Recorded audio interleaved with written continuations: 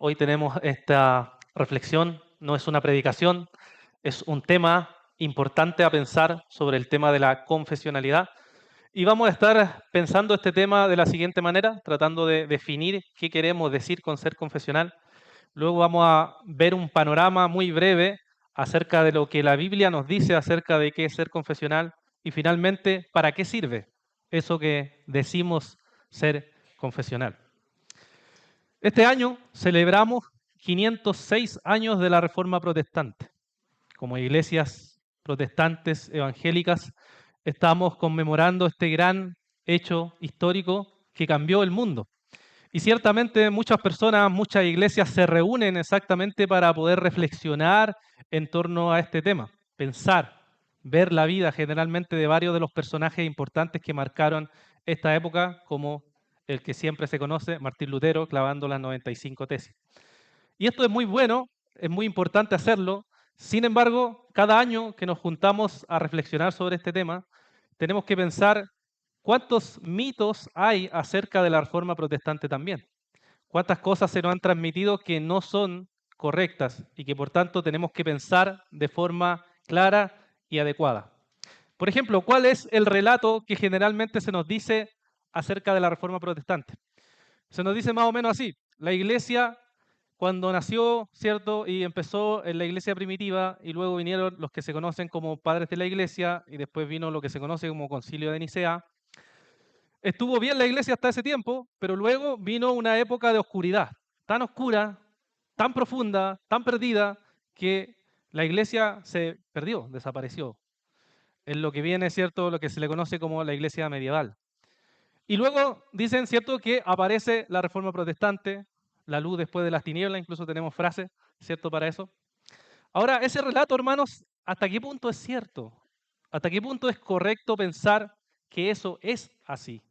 No estamos diciendo que no haya ninguna verdad en ese relato. Sin embargo, hay problemas en pensar que la Reforma es una ruptura total con la iglesia medieval, como que no hubiera continuidad. Eso lo ha tratado, por supuesto, gente mucho más experta, gente que es académica en el tema, como por ejemplo el teólogo Matthew Barrett, que hace poco sacó un libro, que es un teólogo bautista, que sacó un libro que se llama La Reforma como Renovación, en donde él trata exactamente eso, para mostrarnos que esa idea que se nos ha transmitido acerca de la Reforma es una idea, hermanos, equivocada o por lo menos incompleta. Y eso nos va a ayudar a pensar, por ejemplo, este tema, porque usted dirá, bueno, ¿y qué tiene que ver eso con ser confesional? Tiene que ver mucho, porque finalmente a nosotros al transmitirse esa idea se nos transmite igual una idea de la sola escritura que no es la manera en que los reformadores pensaban de la sola escritura. Porque cuando tenemos gente que no es confesional, ¿cuál es el discurso? Dice, esta es mi norma de fe y conducta, esta es mi única confesión. Suena bien, ¿no? La pregunta ¿es eso lo que los reformadores pensaban acerca de la sola escritura? ¿Es eso lo que ellos interpretaban sobre la sola escritura? Y ahí es donde necesitamos hacer la conexión histórica para poder comprender qué es lo que ellos entendían por sola escritura. Porque si ellos entendían lo que se dice hoy en día, que es solamente la Biblia, entonces, ¿por qué tenían confesiones? ¿Cuál es el sentido? O sea, ¿cómo razonaban entonces el tema? ¿Se dan cuenta del problema? Entonces, ¿qué queríamos decir o qué querían decir los protestantes con sola escritura? Y aquí cito al profesor Matthew Garrett, una cita bien amplia para que usted mismo escuche sobre este tema. Dice, abro comillas, sola escritura se confunde con demasiada facilidad hoy en día con nuda escritura. La opinión de que no debemos tener ningún credo más que la Biblia. Los que entonan este mantra creen que los credos, las confesiones, las voces de la tradición y los que ocupan cargos eclesiásticos no tienen ninguna autoridad en la iglesia. Pero esta no era la posición de los reformadores, ni debe equipararse con la sola escritura. La sola escritura reconoce que hay otras autoridades importantes para el cristiano, autoridades que deben ser escuchadas y seguidas, pero solo la escritura es nuestra autoridad final. Es la autoridad que rige y gobierna a todas las demás autoridades. Es la autoridad que tiene la última palabra. Podríamos decir que mientras que la tradición de la iglesia y los funcionarios de la iglesia juegan un papel ministerial, solo la escritura juega un papel magistral. Esto significa que todas las demás autoridades deben ser guiadas solo en la medida en que se alineen con la Escritura, se sometan a la Escritura y sean consideradas como subordinadas a la Escritura, que es nuestra única autoridad suprema. Fin de la cita. ¿Qué significa esto, hermanos? En la práctica, significa lo siguiente. Sola Escritura no significa que es esa la única autoridad, sino que es la suprema autoridad, la primera autoridad sobre todas las cosas. Y después habían otras cosas que eran autoridad, como por ejemplo, algo a lo que le tenemos miedo a los protestantes, la tradición de la iglesia. La tradición de la iglesia tenía autoridad, no como inspirada e infalible, pero tenía autoridad. Y vamos a ver por qué. También usaban un concepto que igual se ha perdido hoy en día, que se conocía como la ley natural, que también está en la confesión, no explícita, pero implícitamente. Y usaban esas autoridades como autoridad subordinada a la escritura. Como por ejemplo, ¿dónde está la palabra Trinidad en la Biblia? Objeción típica de la gente que no cree en la Trinidad, ¿no? ¿Dónde está la Trinidad en la Biblia? No está, no está la palabra. ¿Y de dónde apareció entonces? ¿Cómo llegó hasta nosotros la idea de Trinidad? Bueno, es una reflexión teológica de la tradición de la iglesia, que se nos ha transmitido y que está en nuestras propias confesiones. Cuando desarrollaron la creencia como las naturalezas de Cristo, se agregaron palabras que no estaban en la Biblia, como por ejemplo consubstancial, esencia. ¿Qué es eso? Bueno, esas palabras, hermanos, son palabras que son parte de la tradición de la iglesia. Y a través de la historia de la iglesia han existido varios concilios que se llaman ecuménicos, ¿ya? Sé que le tenemos miedo a esas palabras también, pero ecuménico quiere decir que la iglesia en conjunto llevaba a un acuerdo, llevaba a ciertos acuerdos, y esos acuerdos eran acuerdos doctrinales. Y generalmente el mundo protestante ha aceptado 4 de los 7 concilios ecuménicos. Entonces, dése cuenta que los católicos romanos usan también la tradición de la iglesia, pero nuestra diferencia con ellos es la siguiente.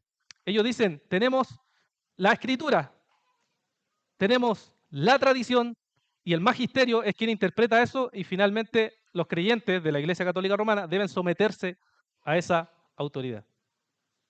Pero el protestante dice, no, la escritura es suprema, pero también reconocemos la tradición cuando la tradición es bíblica. Y también usamos la luz de la naturaleza cuando nos quiere aclarar ciertas cosas. Entonces eso nos cambia inmediatamente, hermanos, nuestra forma de pensar, nuestra forma de ver algunas cosas, porque entendemos que la escritura es la suprema autoridad, pero también reconociendo la tradición de la iglesia, como por ejemplo el concilio de Nicea, al cual todos deberíamos adherir, porque si no adherimos, entonces estaríamos desviándonos de las doctrinas esenciales del cristianismo, como la naturaleza de Cristo. ¿Quién es Cristo al cual nosotros adoramos? Cristo hombre, Cristo divino, totalmente hombre, totalmente divino. Eso no está en la Biblia escrito, sino que es una reflexión teológica de la escritura que la misma tradición de la iglesia ha tomado. Entonces, hermanos, ¿qué es el confesionalismo? ¿Qué nos referimos entonces con confesionalista? Porque tomamos esto y nos damos cuenta y empezamos a pensar, bueno, entonces sola escritura, confesionalismo, ¿qué queremos decir con eso? Y hay que partir entonces definiendo qué sería eso. A través de la historia de la iglesia, la mejor manera para definir algo generalmente ha sido ver lo que no es, para tratar de entender qué sí es, ¿ok? ¿Qué es lo que no es? Entonces partamos diciendo qué no es ser confesional o qué no es ser confesionalista, ¿ya? Primero, ser confesional o confesionalista no es creer en el sacramento de la Iglesia Católica Romana, la cual uno va y confiesa sus pecados, ¿ya? Sé que de repente cuando uno no viene con esta práctica de conocer estos conceptos, ¿cierto? Cuando uno le dice confesión, la gente piensa en católico, ¿cierto? El Papa y cosas por el estilo, ¿ya? Pero no tiene que ver con eso, ¿ya? No es a lo que estamos refiriéndonos a la doctrina que ellos tienen sobre eso. Ser confesional tampoco es creer que la confesión tiene la misma inspiración que la Biblia. No es eso.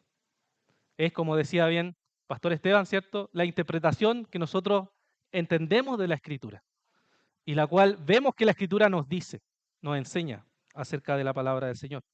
Ser confesional tampoco tiene que ver con limitar la libertad de conciencia, que esa ha sido últimamente bastante la objeción de varias personas diciendo, no, yo prefiero sujetarme solo a la Biblia porque si no limitaría mi libertad de conciencia. Pero uno pregunta, bueno, ¿y qué pasó con los reformadores?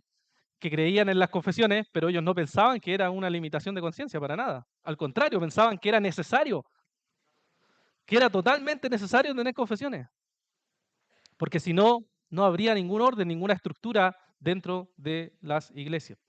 Y ser confesional o confesionalista tampoco tiene que ver con ser igual a una declaración de fe. Las iglesias modernas en general siempre tienen declaraciones de fe que son muy breves tratados, muy escuetos tratados acerca de ciertas doctrinas, pero no es lo mismo a tener una confesión de fe que es mucho más robusta, mucho más completa, que abarca muchos más temas, bueno, y que está conectado obviamente con su situación histórica. Entonces podemos descartar más o menos que estas cosas no son confesión de fe. Entonces, ¿qué es ser confesional o qué es ser confesionalista? ¿Ya? Uno podría ir al diccionario, ¿cierto? Y el diccionario nos dice de forma sencilla que pertenece a una confesión religiosa o que la defiende. ¿Ya? Así es como lo define el diccionario. Pero para ampliar un poco más esa declaración, podemos ir a una definición de un cristiano, que es un pensador bien importante últimamente, presbiteriano, Carl Truman, que bueno, está su libro ahí para hacerle promoción a nuestros hermanos. El imperativo confesional, ¿ya? Donde él trata este asunto y reflexiona sobre este asunto y él dice que ser confesional es tener una declaración pública de lo que una iglesia en particular cree que la Biblia enseña en forma sintética, ¿ya? Es una declaración pública de lo que una iglesia en particular cree que la Biblia enseña en forma sintética. O sea, ¿qué está diciendo, hermanos? ¿Qué es una confesión de fe? Una confesión de fe, entonces, es tener algo público y escrito acerca de lo que una iglesia en particular cree. Eso es una confesión de fe. Y esa declaración pública y escrita dice lo que esa iglesia cree acerca de Dios, acerca de la creación, acerca de la caída, acerca de la providencia, etcétera, etcétera, etcétera. Dice finalmente lo que cree acerca de las cosas que la Biblia enseña. Ahora aquí tenemos, ¿cierto?, a hermanos diciendo, pero ¿para qué? Si uno va a una iglesia, ¿para qué tener este documento escrito? ¿Ya? Pero aquí nos encontramos con el problema de que aunque la gente diga, nosotros no queremos tener confesión de fe, todos tenemos una confesión de fe. Imagínense que usted va a una iglesia donde no hay confesión de fe. Seguramente fue su experiencia. Va y un día un hermano se para y enseña y dice, hoy día creemos que la salvación se pierde. Amén. Uno está sentado y dice, bien. Viene la otra semana, otro hermano se para y dice, aquí creemos que la salvación no se pierde. Bueno, ¿qué creemos aquí? ¿Y dónde está escrito eso, hermano? No, aquí cada cual enseña. Cada cual está libre, el Señor los guía. No hay ninguna enseñanza oficial, nada. Simplemente es lo que la persona enseña y eso es. Pero si uno empieza a presionar ahí, o incluso hay pastores que ellos mismos son su confesión, que ellos son lo que creen, lo que el pastor dice es la autoridad de fin y esa es la confesión de fe que hay. Pero no hay nada escrito. Ahora, ¿por qué es peligroso eso? Es peligroso porque finalmente no sabemos qué cree esa iglesia. No sabemos qué enseña, no sabemos si el día de mañana cambia de ciertas posiciones porque no hay nada escrito. Y es simplemente que, aunque digan, nosotros no creemos en una confesión de fe, finalmente sí tienen una confesión. Pero es una confesión no escrita. Es una confesión privada, no pública. Y eso, hermanos, es peligroso. Porque finalmente, entonces, va a definirlo quién, la persona, los maestros, quién va finalmente a enseñar y ser claro sobre creemos aquí en el bautismo infante o no creemos en el bautismo infante, somos congregacionalistas o no somos, qué creemos sobre Dios, la caída, la creación, qué creemos. Entonces, la idea de tener confesión es, hermanos, inevitable. Y ese es un punto que tiene que aprender a pensar con la gente que se opone a las confesiones de fe, es que es inevitable tener una confesión. O está escrita o no está escrita. O es pública o es privada. Todos tenemos una confesión de fe. Y eso uno lo puede ver a través de la historia de la iglesia también. Bueno, hasta este punto uno puede decir, ok, pastor, ya te acepto que es algo histórico. Te acepto que en la historia hay confesiones de fe. ¿Pero es algo bíblico? ¿Está en la Biblia? ¿Enseña la Biblia eso? ¿Realmente la escritura revela eso? Así que nos moveremos hacia ese punto. Esto es definición. Veamos ¿Qué nos dice la Escritura? Ahora, hermanos, voy a hacer un breve panorama para que usted sepa. No voy a dedicarme a explicar mucho los contextos tampoco, es solamente para que veamos algunos pasajes de la Escritura, para ver si verdaderamente es o no es bíblico tener confesiones de fe. ¿Ok? Vamos entonces a mirar algunos pasajes acerca de esto. Si usted quiere seguirme, adelante, voy a leer 4 pasajes primero del Antiguo Testamento. Me refiero a Deuteronomio capítulo 6, versículo 4, Salmos capítulos 86, versículo 10, Jeremías capítulo 10, versículo 10 y Isaías capítulo 44, versículo 6. Para los que les gusta anotar, lo repito, Deuteronomio capítulo 6, versículo 4, Salmos 86, versículo 10, Jeremías 10, 10 e Isaías 44, 6. Bueno, Deuteronomio 6.4 nos dice, escucha, oh Israel, el Señor, nuestro Dios, el Señor uno es. Yo uso Biblia de las Américas por si acaso. Si se dan cuenta, ahí esa pequeña declaración se le llama históricamente el Shema, que es cierto, la oración, la primera oración que los judíos hacen, que es la idea de oír, ¿no? Oír la palabra de Dios muy temprano por la mañana, que espero que usted lo haga. Es esta oración, pero esta pequeña oración, muy pequeña, pero muy significativa para el pueblo judío, significaba lo siguiente: Dios es uno. Dios es uno. Y esto es muy interesante porque en la tradición judía hay mucha interpretación, incluso hay muchos comentarios, incluso hay un libro muy, muy bueno de Michael Brown que se llama, que hace toda una respuesta o análisis de las objeciones que hay contra el cristianismo de parte de los judíos. Y él dice en ese libro que a pesar de haber muchas objeciones sobre muchas cosas, hay algo en lo cual todos los judíos están de acuerdo. Y para ser judío debes aceptar este principio general: Dios es uno. O sea, es un credo, hermanos. Es algo fundamental que usted no puede ser judío, bueno, si no nació israelita tampoco, pero no puede ser judío si no afirma esto: Dios es uno, Dios es uno. Y es algo fundamental. ¿Y qué es lo que va haciendo la revelación a través del antiguo pacto? Va declarando constantemente esto, frente a la oposición de los dioses que hay alrededor, dioses falsos que hay alrededor, lo que va declarando constantemente es decir que Dios es uno. Entonces mire conmigo ahora Salmo 86, versículo 10. Salmo 86, versículo 10 nos dice, porque tú eres grande y haces maravillas, solo tú eres Dios. O sea, en contraste a todos los demás supuestos dioses que hay alrededor, solo el Dios de la Biblia es el que ha hecho maravillas, porque solo Él es el Dios verdadero, o sea, el único y verdadero Dios. Dios es uno, no hay otro Dios.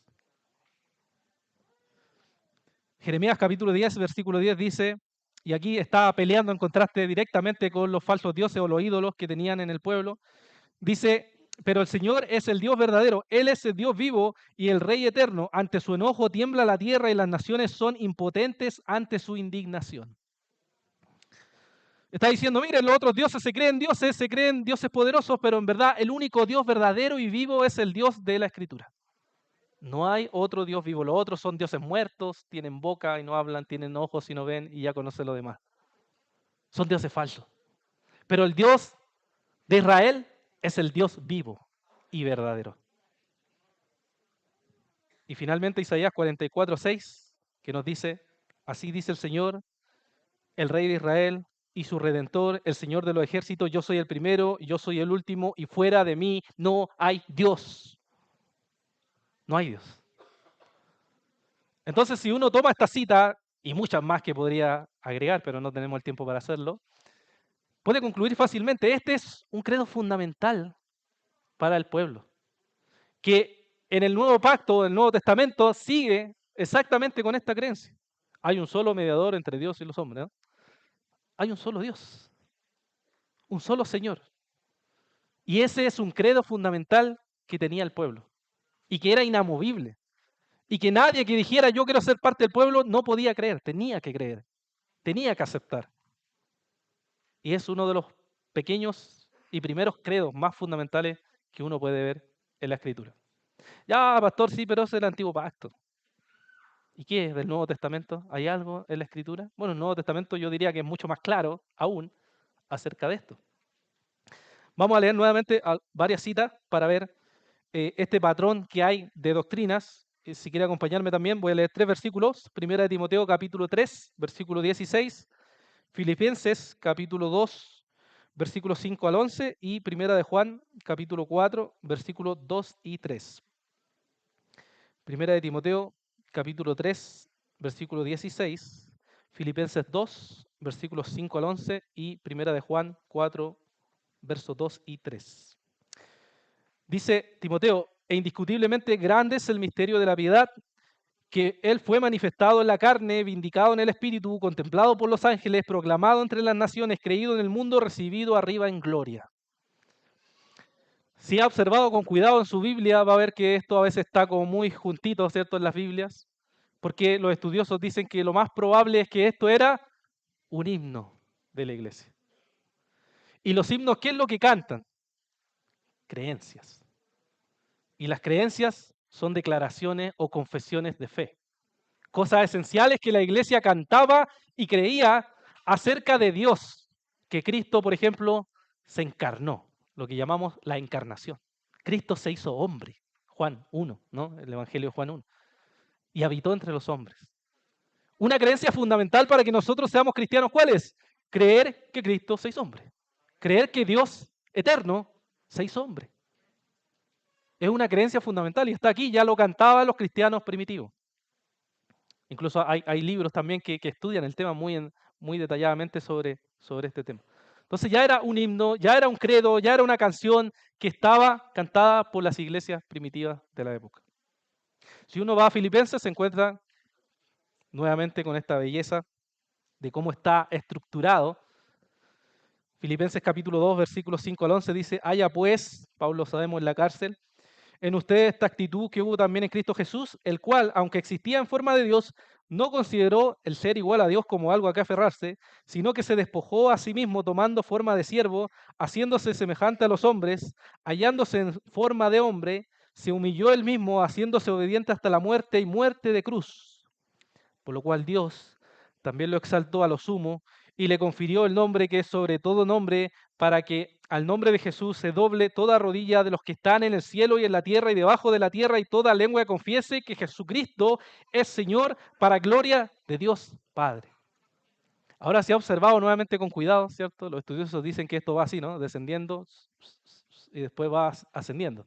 ¿Ya? Lo que en teología sistemática se le llama la humillación de Cristo y la exaltación de Cristo. O sea, vea la belleza de esto, cómo está construido, no es casualidad, obviamente, está inspirado por Dios de una forma bella, de tal manera que aquí nuevamente los estudiosos dicen, o este era un himno o era un credo que los cristianos afirmaban acerca de Cristo, acerca de lo que Cristo era, de lo que Cristo es.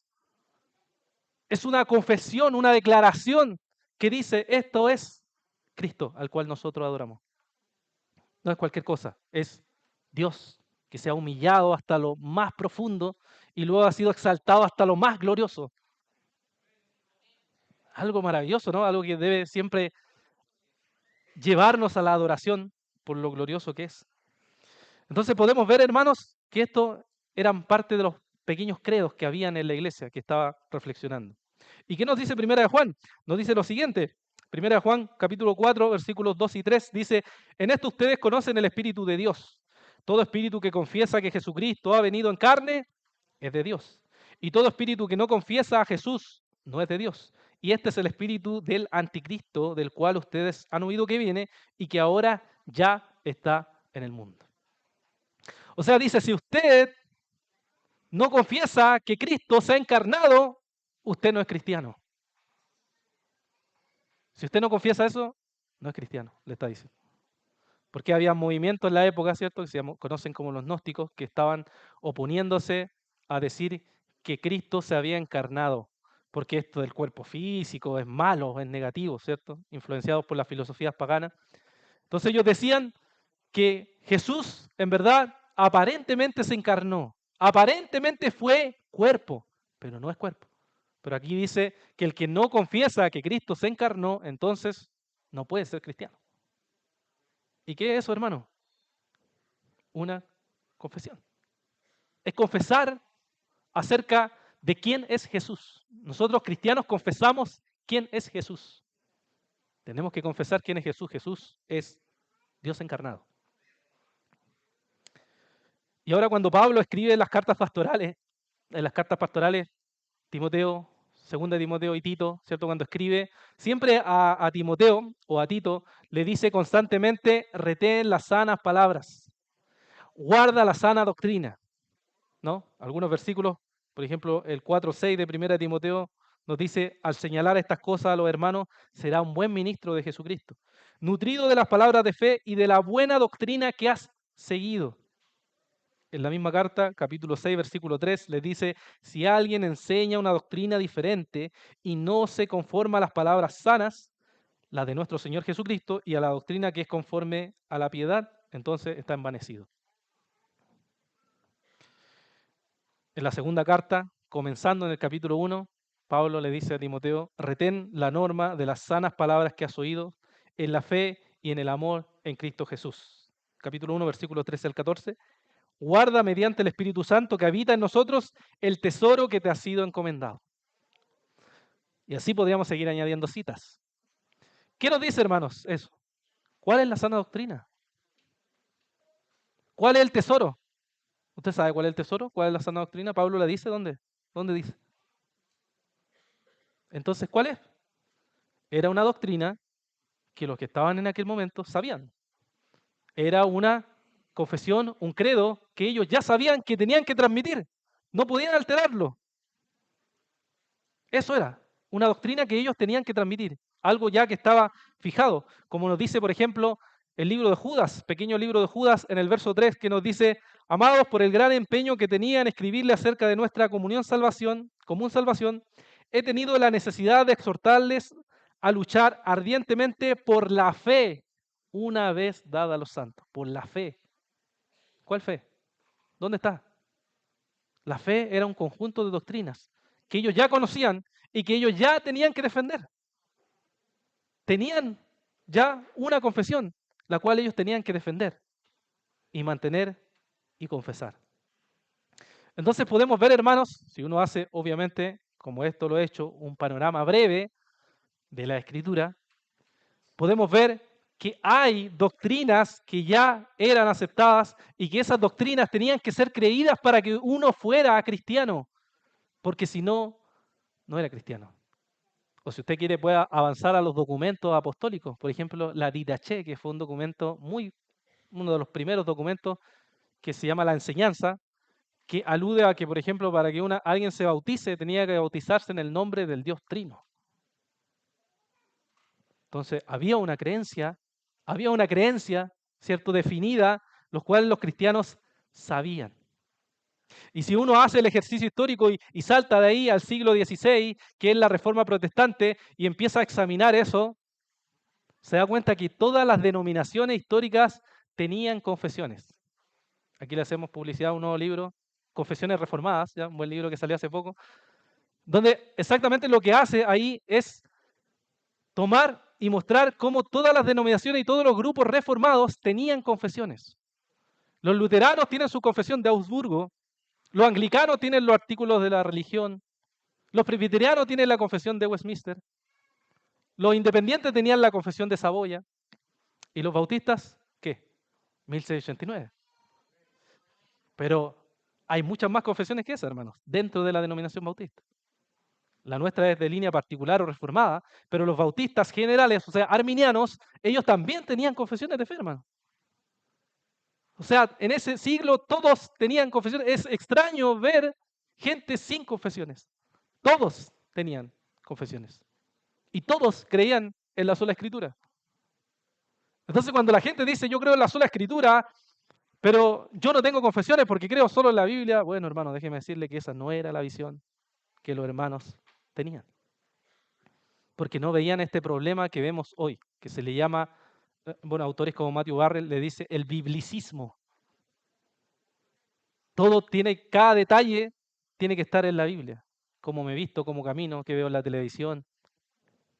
¿No? Hay principios de la Biblia.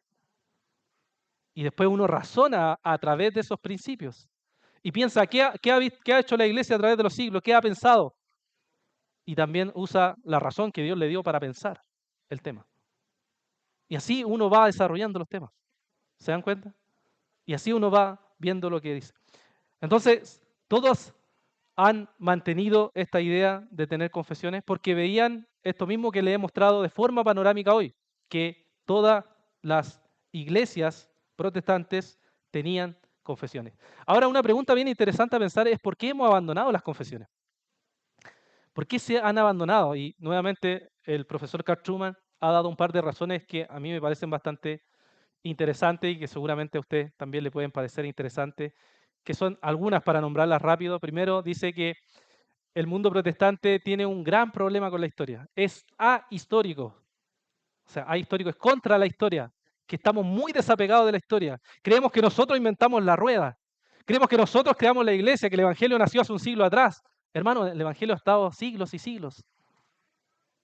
Siglos tras siglos ha habido problemas. Los mismos problemas que tenemos en nuestra iglesia ya existieron. Y estudiar la historia de la iglesia nos ayuda a darnos cuenta cómo podríamos pensar.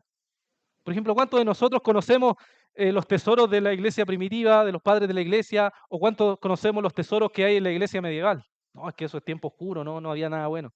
Hermano, esas ideas son ideas que no son acordes a lo que los protestantes mismos creyeron. Por eso tenemos un gran problema con la historia. Incluso últimamente ha habido mucha conversión al catolicismo porque los católicos romanos dicen, ¿cierto?, que si uno estudia historia de la iglesia se vuelve católico. Pero es lo contrario, hermano. Los protestantes estudiaron, si alguna vez ha tenido la oportunidad de leer la institución de la religión cristiana, la forma de argumentar de Juan Calvino era usar los padres de la iglesia. Y el combate era, ellos decían, los católicos romanos, nosotros somos la verdadera iglesia. Y los protestantes que respondían, no, ustedes se han desviado de la verdadera iglesia. Nosotros somos los verdaderos católicos. El término católico es universal. Nosotros somos los verdaderamente católicos. No ustedes están desviados. Nosotros mantenemos la tradición de la iglesia a partir de la escritura. Y les cambiaba todo. Pero esa forma se ha perdido con el tiempo ahora. Y ahora tenemos otros discursos que están totalmente alejados. Otra cosa, otra razón que da es la idea del consumismo. El consumismo en el cual estamos todos inmersos y no nos damos cuenta, es la idea, ¿cierto?, de consumir cosas innecesarias y de tomarla y desecharla y cambiarla rápidamente. Y eso es exactamente lo que hacemos con la teología. Mucha gente hace eso. ¿Saben qué? Voy a tomar un poquito de aquí, voy a tomar un poquito de allá, voy a tomar un poquito de aquí y me hago una propia teología. Una mezcla de todas las cosas. No, ¿por qué me voy a regir en una confesión? Que no, hay que tomar algunas cosas de aquí, una de allá. Muy estricto, no puedo estar tan apretado. Entonces, ¿qué hacemos? Tomamos, desechamos. Y esa es la actitud que hay. O otras personas, ¿cierto? Dicen, no, yo voy a adherir a ciertas cosas o voy a adherir a la confesión, pero no me voy a someter a la confesión. O sea, yo voy a seguir siendo dispensacional, pero voy a adherir a la confesión. ¿Pero cómo? ¿La confesión no enseña eso? Sí, pero yo me adhiero en lo que quiero. En las otras cosas las desecho. O voy a adherir a la confesión, pero no voy a ser congregacional. O no me voy a unir a ninguna asociación de iglesia porque yo quiero ser una iglesia sola, independiente y nada más. Pero nosotros le argumentamos, pero la confesión enseña a asociarse. No, pero yo quiero ser una iglesia independiente. ¿Pero cómo, hermano? O sea, ¿va a ser consecuente o no con lo que... O hermanos particulares que dicen, yo creo, estoy de acuerdo intelectualmente con eso, pero no me someto. Me parece interesante, bonito, pero ¿cuál es esa actitud, hermano? Una actitud mundana. No es una actitud de la Escritura, donde creemos y lo aplicamos a nuestra vida, lo vivimos. No es simplemente creer como intelecto, sino que intentamos ser coherentes con eso. En tercer lugar, Carl Truman dice el pragmatismo que vivimos hoy. O sea, usted seguramente se está preguntando, quizá en su mente ahora, bueno, interesante lo que dice el pastor Daniel, pero ¿de qué me sirve esto? ¿Me sirve de algo? A eso se le llama pragmatismo. Se dice que solamente importa o sirven las cosas que funcionan. O sea, si esto de la historia, ¿de qué me sirve? Esa es la forma pragmática de pensar. ¿Para qué sirven las confesiones? Pero vamos a ver, hermanos, en el tercer punto, ahora, que sí sirven las confesiones.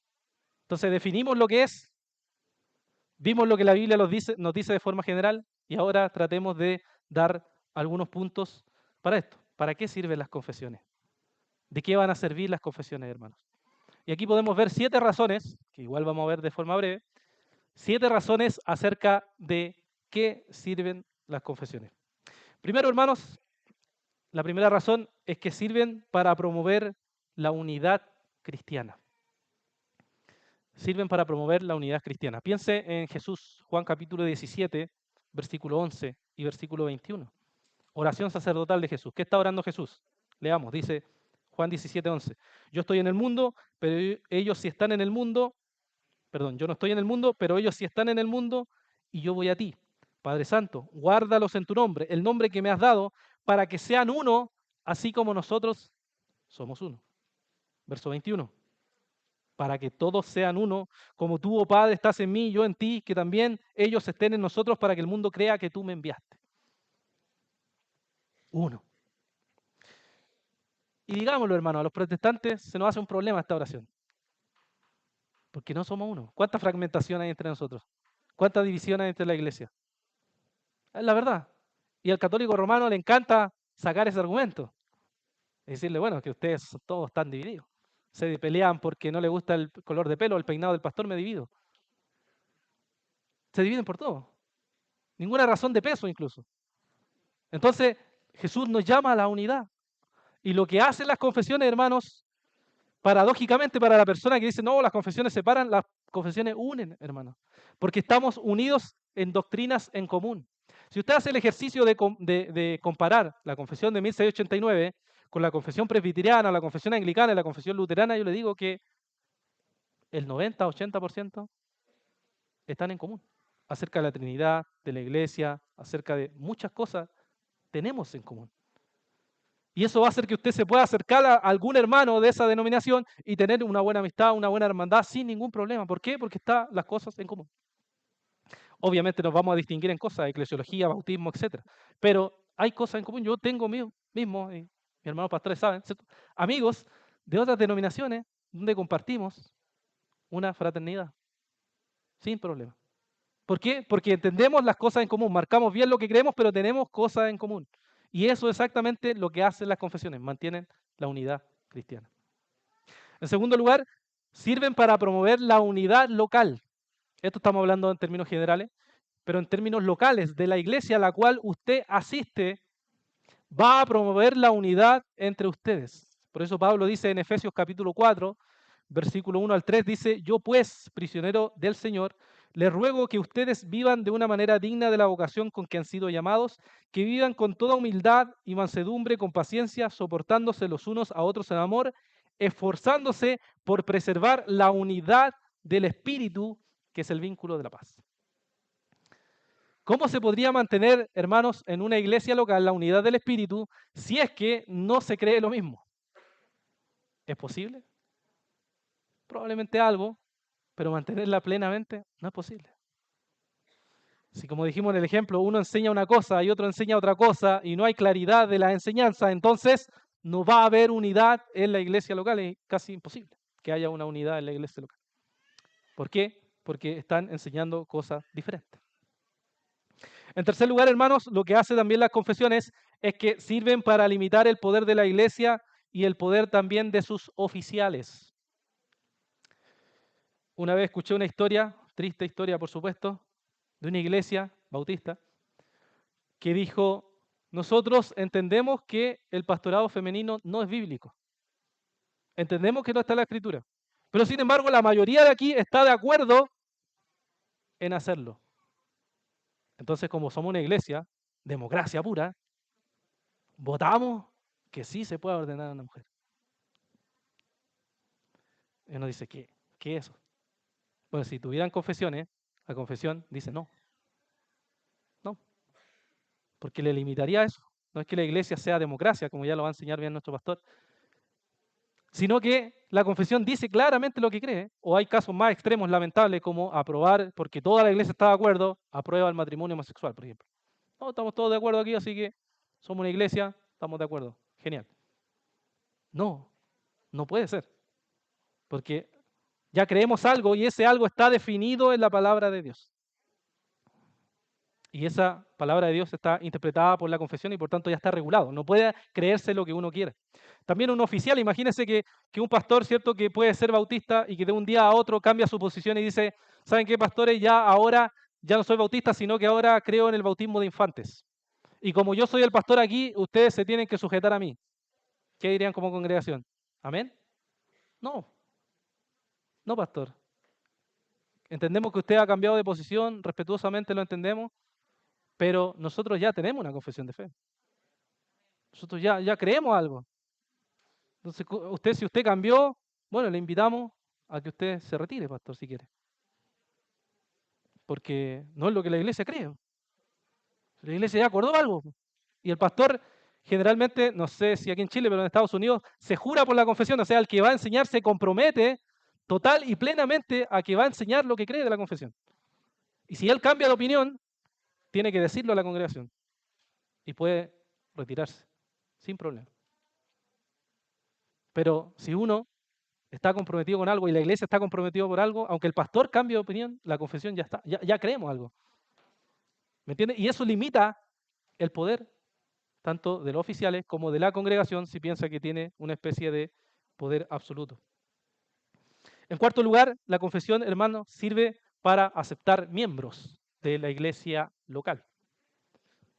Sabemos que parte de las iglesias confesionales, ¿cierto?, la práctica común es, ¿cierto?, votar la membresía, ¿cierto?, para las personas que entran. ¿Por qué? Porque tenemos que reconocer si la persona es creyente o no a través de sus frutos, como nos dice, ¿cierto?, Mateo 7 o Santiago capítulo 2, que la fe debe ser una fe viva, no una fe muerta, y que debe evidenciarse a través de las obras de las personas. Entonces la iglesia ve si eso es así o no, y a partir de eso ve si acepta o no acepta miembros. Ahora, si hay una iglesia que no tiene confesión, la pregunta es cómo hacen el filtro para que una persona crea, entre o no entre a la membresía. O cómo limitan a que un hermano, si entra a una membresía sin confesión, enseñe algo que no cree la iglesia, aunque no sé dónde no creyera, pero suponiendo que diga el hermano, ¿saben qué? Quiero enseñar opiniones personales que yo tengo sobre ciertas cosas o interpretaciones personales que yo tengo sobre ciertas cosas, ¿qué le impediría si no hay confesión? ¿Quién lo regularía? Uno podría decir ya al pastor, pero si el pastor no está de acuerdo con él, ¿qué haríamos? En cambio, las iglesias confesionales lo que hace es que tenemos ya una confesión y esa confesión nos hace filtrar para saber si la persona va a ser parte de la membresía, si va a estar de acuerdo con lo que creemos como iglesia, si está de acuerdo con lo que adherimos como iglesia. En quinto lugar, las confesiones sirven para discipular miembros. Discipular miembros. Todos sabemos que la gran comisión es, ¿cierto?, ir, predicar, enseñar y bautizar, ¿cierto?, que está en Mateo capítulo 28, la gran comisión, pero creo que ninguno de nosotros diría, ok, hermano, esa es la gran comisión, así que te envío para la casa y ponte a leer de Génesis y Apocalipsis. Y me avisas cuando termines para saber y decir, va todo muy bien. No, ¿cierto? Sino que, ¿qué hacemos? Sistematizamos la enseñanza y enseñamos las cosas más fundamentales y les vamos enseñando a las personas. ¿Y esa sistematización de dónde salió? Bueno, salió de la confesión. Incluso la iglesia, históricamente, lo que han usado mucho ha sido la idea de los catecismos, ¿ya? Palabra que tampoco, hermano, es católica, católica romana, por si acaso. Es una palabra que viene del griego, etcétera, ¿ya? Pero que es la idea de enseñar. Y a los que se le enseñaba se le llamaba catecúmenos, que eran las personas que recibían la enseñanza. Y esas personas entonces se le iba enseñando a través de preguntas y respuestas. Pero esa enseñanza venía de una doctrina, de una confesión. Por ejemplo, está el Catecismo Bautista de Hércules Collins, que no sé si estarán vendiendo ahí los hermanos, ¿ya? Otra promoción. Catecismo Bautista de Hércules Collins. Si usted lo lee, va a encontrar que ese hermano bautista, pastor, lo que hizo fue diseñar ese catecismo con preguntas y respuestas para que pudieran enseñar en la iglesia y también los padres, responsabilidad de los padres, a sus hijos en sus casas. Y usted le hace pregunta y el niño respuesta. Y así. Y va sistematizando la doctrina cristiana. Era muy común, se usaba en la iglesia, se usaba a los padres, lo usaban en las familias, cuando los pastores iban a supervisar a los miembros, ¿cómo era? Por ejemplo, mire, escucha una pregunta, la pregunta número 2 de este catecismo dice, ¿cuántas cosas necesitas para conocer que gozando de este consuelo puedas vivir y morir felizmente? Respuesta, 3. La primera, cuán grande es mi pecado y mi miseria. La segunda, cuánto soy librado de todo mi pecado y miseria. La tercera, cuánta gratitud le debo a Dios por esta liberación. ¿En qué está basada esta catecismo? En la confesión de 1689. ¿Se dan cuenta? Entonces, las confesiones ayudaban al discipulado, eran exactamente una base para ayudar a la iglesia a discipular a los hermanos y los padres, a sus hijos, y estaba completamente comprometida la iglesia con eso. Y eso lo hacía a partir de qué? A partir de las confesiones. En sexto lugar, la confesión sirve para disciplinar a los miembros. Las iglesias protestantes hemos afirmado que las tres marcas de una verdadera iglesia son la predicación verdadera de la palabra de Dios, la administración correcta de los sacramentos u ordenanzas, que son la cena y el bautismo, y la práctica fiel de la disciplina. O sea, usted quiere encontrar una iglesia verdadera, decían los hermanos, tiene que ver estas tres cosas. Si predica la palabra de Dios, si practica los sacramentos o ordenanzas de forma correcta y si practica la disciplina. Y me imagino que ya sabe cómo es la disciplina, ¿no? Los pasos de Jesús, Mateo, ¿cierto? Donde nos da los pasos para saber cómo ejercitar esta disciplina, cómo debían ejercitarla entre los hermanos, ir uno, después llevar dos testigos, si no presentarlo a la iglesia, sino finalmente expulsarlo de la iglesia. Y esto era para todos los hermanos que debían ser expuestos a la disciplina si es que ellos enseñaban algo contrario a lo que esa iglesia creía. Por ejemplo, nosotros que tenemos confesión, si alguien enseña algo contrario a la confesión, cuando entró a la membresía acordó que iba a enseñar lo que está según lo que nosotros entendemos de la Escritura y después cambia y enseña otra cosa, entonces esta persona puede ser disciplinada. Pablo le dice a Tito en el capítulo 3, Tito 3, versículos 10 y 11, le dice, al hombre que cause divisiones después de la primera y la segunda amonestación, recházalo, sabiendo que el tal es perverso y está pecando, habiéndose condenado a sí mismo. O sea, Pablo es bastante directo, ¿no? Para decir las cosas y decirnos, bueno, se le dio una amonestación, se le dio otra amonestación y no quiere cambiar y está causando división, porque una enseñanza que sea contrario a lo que una iglesia cree es finalmente causa de división, hermanos. Y esa división va a traer que la iglesia se quiebre, inevitablemente. Por eso es tan importante que se defina con claridad lo que una iglesia confesional cree, define, enseña, practica.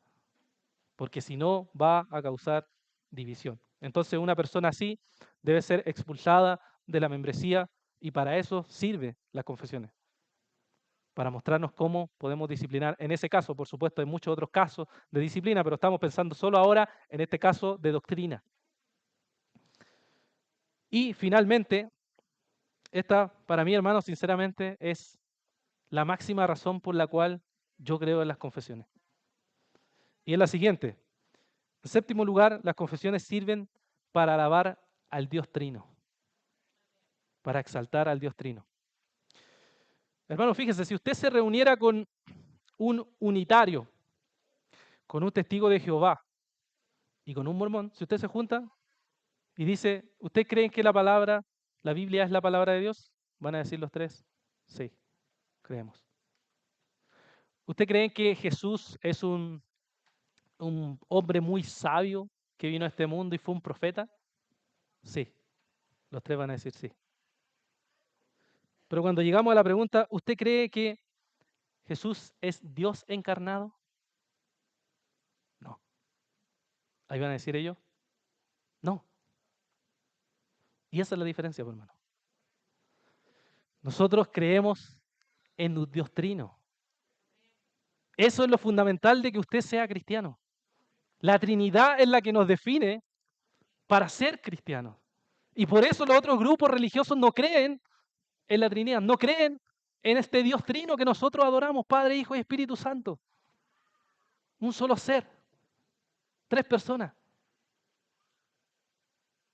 Entonces, si usted dice, ¿cómo voy a tener confesiones? Bueno, las confesiones lo que hacen es finalmente mostrarnos quién es Dios. Es mostrarnos lo que la iglesia ha alabado como Dios, las doxologías, la alabanza, la gloria a este Dios que nosotros alabamos. Y por eso en la Biblia tenemos saludos, tenemos cartas, tenemos cánticos que hablan de alabanza a este Dios trino y verdadero. Por ejemplo, en 2 Corintios capítulo 13, versículo 14, nos dice, la gracia del Señor Jesucristo, el amor de Dios y la comunión del Espíritu sean con todos ustedes. Fíjense también cómo Pablo en 1 de Timoteo cambia de su testimonio, que está hablando de que era un pecador, ahí en 1 de Timoteo capítulo 1, versículo 15 hacia adelante. Él está hablando que era el peor de los pecadores, el más malvado, y cómo el Señor lo salvó, y de repente pasa a alabar a este Dios glorioso, al Dios trino, a Jesús, diciendo, Jesucristo demostrará su paciencia como un ejemplo para los que habían de creer para la vida eterna. Por tanto, el Rey eterno, inmortal, invisible, el único Dios, a Él sea el honor y la gloria por todos los siglos. Amén. Dice, este es Jesús al cual yo adoro.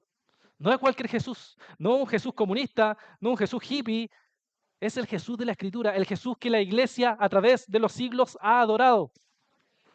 Y eso, hermanos, lo va a encontrar usted en las confesiones. No solo la bautista, por supuesto, porque la confesión bautista depende de otras confesiones y depende de otros credos más antiguos. Entonces, si me preguntarían a mí, bueno, ¿cuál es el Jesús que adoras tú? ¿Cuál es el Jesús que honras tú? ¿Cuál es el Dios trino que tú adoras?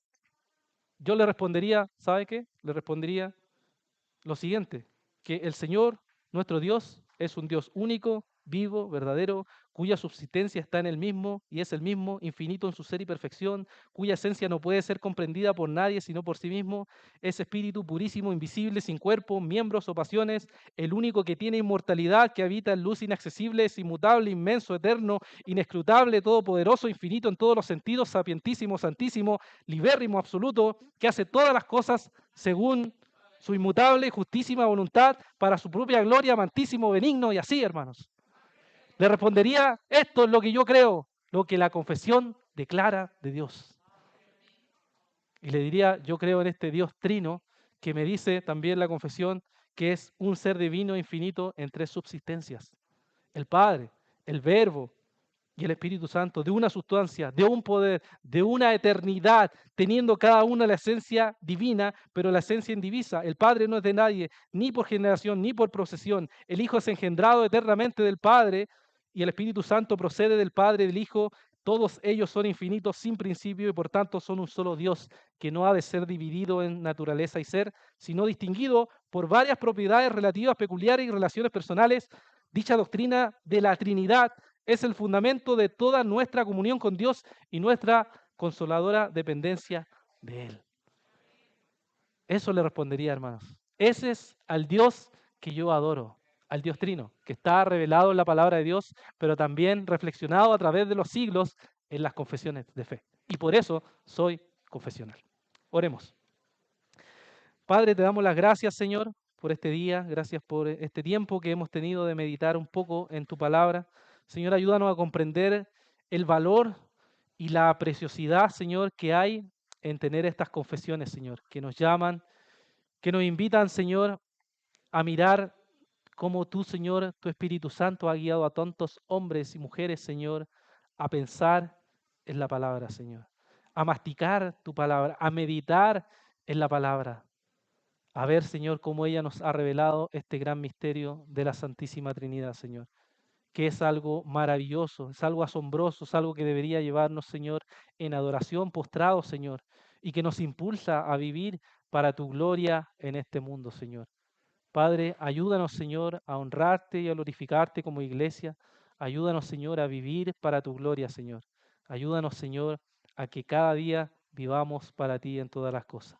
Te agradecemos este tiempo, Señor, esta enseñanza, que sea de edificación para cada uno de mis hermanos y que nos ayude a pensar en estas cosas importantes.